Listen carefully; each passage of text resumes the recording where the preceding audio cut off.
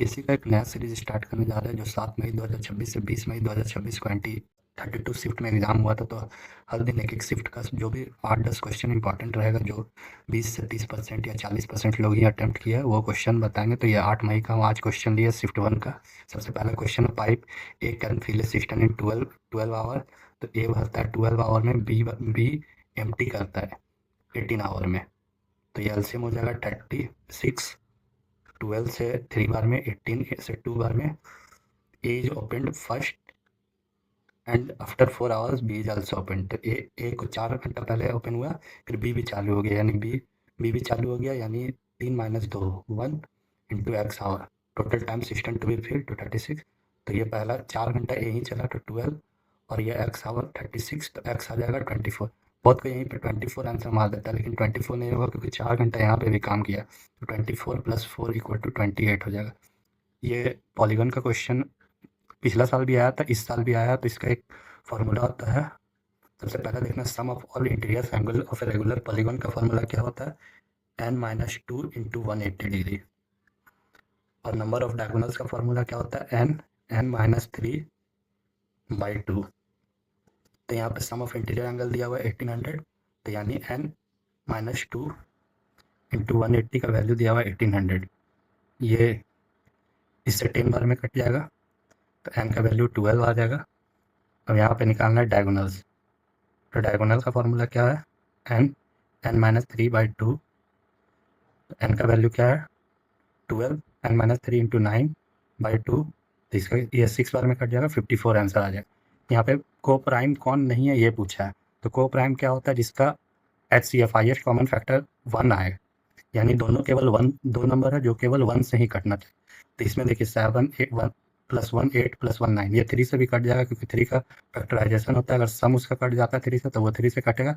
7 + 2 9 + 3 12।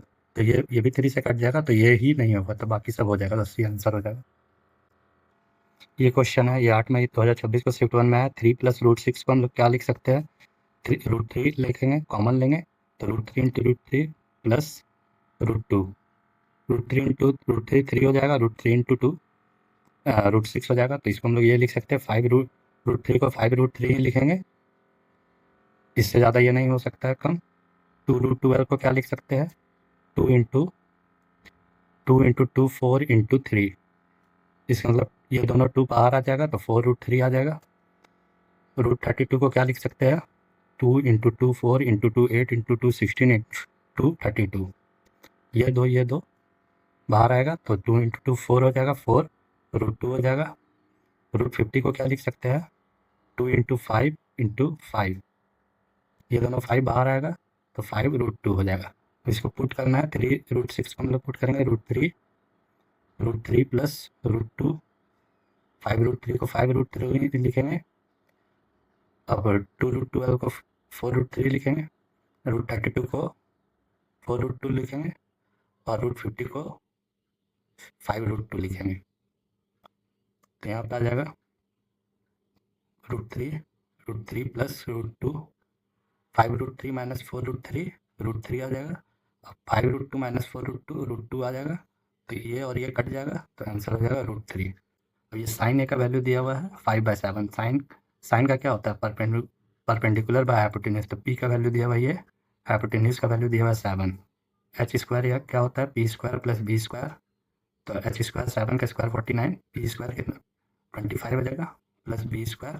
तो यहाँ से b का वैल्यू कितना आ जाएगा, √24। अब हम लोग को निकालना है 5 cosec A। 5 cosec A क्या होगा, cosec का फॉर्मूला होता है h/p minus sine 7 into p/h by 2√6 sec A। sec A का वैल्यू क्या होता है, h/b plus sign 7 into cos का क्या होता है, b/h का स्क्वायर है। ये क्या हो जाएगा, h/p 7/5 इंटू, बस पुट करते जाना है, 7 इंटू 5/7 बाय 2√6 इंटू एच कितना है 7। और यहाँ पर हम लोग का बी का वैल्यू 24 आया है। इसको हम लोग क्या लिख सकते हैं, 2 इंटू 2 4 इंटू 3 12 इंटू 2 24। तो यहाँ से हम लोग 2, ये दोनों 2 बाहर निकलेगा और √6 हो जाएगा। 2√6 प्लस 7 इंटू 24/49। 5 से 5 कट जाएगा, 7 से 7 कट जाएगा, तो ये क्या आ जाएगा 5 माइनस 7 2, यहाँ से 2√6 कट जाएगा, 7 प्लस ये 7 से कट जाएगा, तो कितना जाएगा 24/7। तो इसका वैल्यू क्या हो जाएगा 2/73। एलसीएम लेंगे बाय 7, 7 को ऊपर लेते जाएंगे तो कितना हो जाएगा 14/73। यहाँ पे क्या दिया है, diagonal of a rhombus are mutually perpendicular and bisect each other, मतलब ये दोनों एक दूसरे को बाइसेक्ट कर रहा है। One diagonal is 10 centimetre longer than other. Rhombus का एरिया क्या होता है, half into D1 into D2।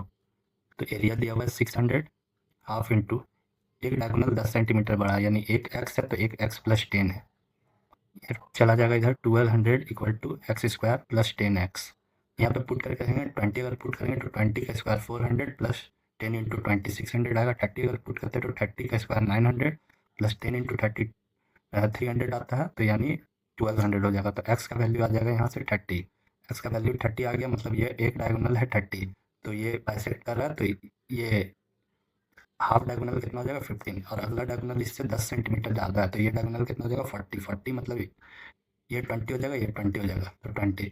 तो ये आपको निकालना है पेरीमीटर, तो ये हो जाएगा 20, ये हो जाएगा 15। तो इससे हम लोग ये निकाल सकते हैं 20 का स्क्वायर 400 और 15 का स्क्वायर 225, तो 625, तो ये निकल जाएगा 25, तो 25 ये निकल जाएगा। अगर पेरीमीटर निकालना है तो 4 इंटू 25 हो जाएगा, क्योंकि चारों साइड 25 है, तो 100 हो जाएगा।